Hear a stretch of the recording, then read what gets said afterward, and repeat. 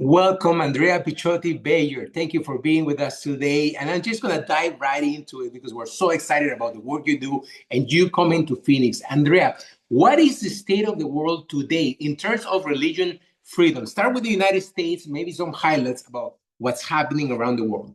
Yeah, thanks, Christopher, for inviting me to join all of you guys and to talk about this. You know, this is an issue that's key to my professional work, but also, is important to me personally as a person of faith, as a committed Catholic.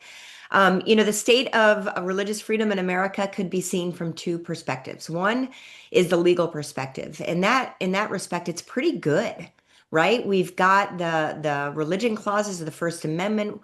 We've got federal legislation that protects religious freedom, both involving the federal government, but also for Americans in their workplace and in their schools. Having said that, legal protections are only as good as they're enforced. And they're being enforced a lot because the culture doesn't seem to quite understand faith.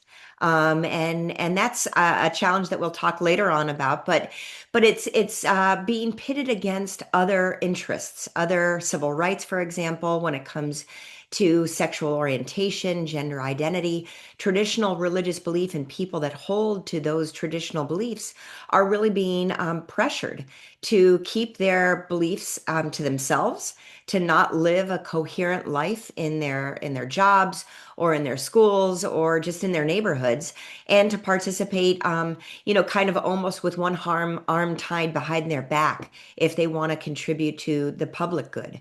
And that's something that I think is going to be pushed time and time again. And our courts, fortunately, especially this Supreme Court, is very favorable to people of faith and to making sure that these treasured first freedoms that we have of religious freedom are continue to be protected under the law.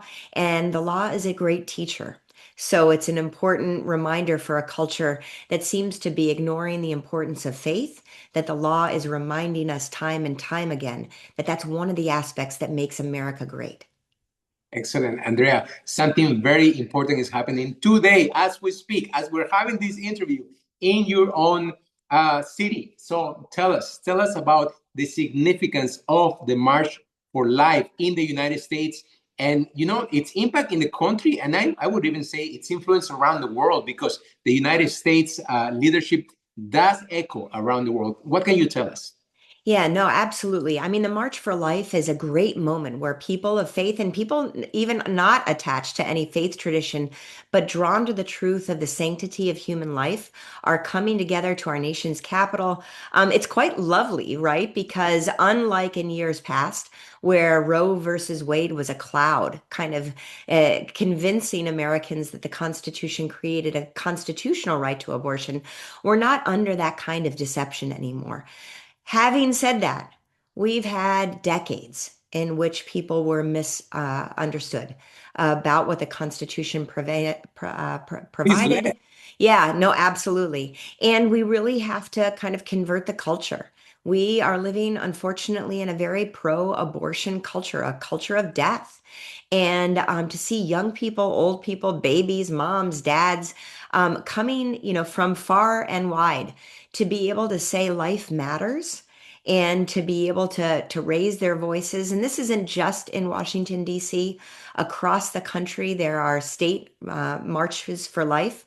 There's a need. I know my own children are out there with several friends. One of my daughters, even just a high schooler, spent an all-night adoration, praying for life, praying for moms and dads who are questioning whether to bring forth life into this world and being told the lie that it's not worth it or that they're not worth it.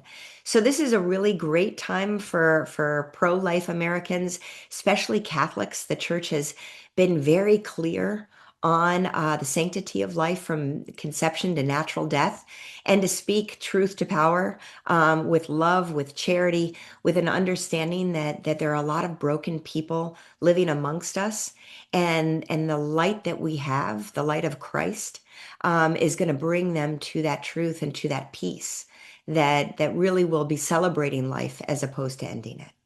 I feel so hopeful, Andrea, and I think that the winds are changing on our favor finally. And there's a reason why we have themed our gala the second Tepeyac Leadership Gala, we have themed it our Catholic moment. And you will be with us to celebrate this Saturday, March 28th in Phoenix, Arizona.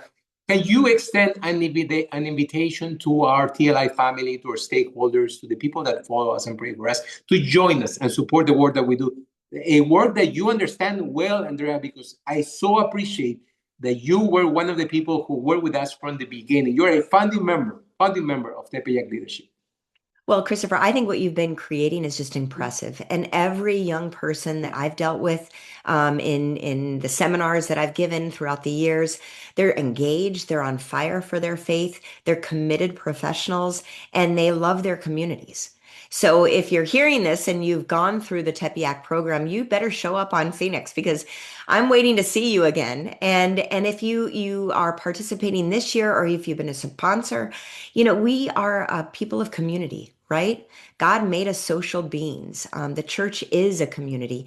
And I think, Cristofer, you're doing everything right in bringing people together, whether it's virtually to study the truths and the law, but also to come together in person, in community, because I think that there's something really wonderful that happens that's much more than each of us individually. And that's something that I've just been really honored to be a part of everything that you've been doing at Tepeyac. And I'm just excited to come and be a part of the gala. And I hope that we're bursting at the seams. I think you're almost there. So I'd urge people, get your tickets now because they're hot. All glory be to God. Thank you so Amen. much. Andrea Picciotti-Bayer will be waiting for you. All right. Thanks, Cristofer.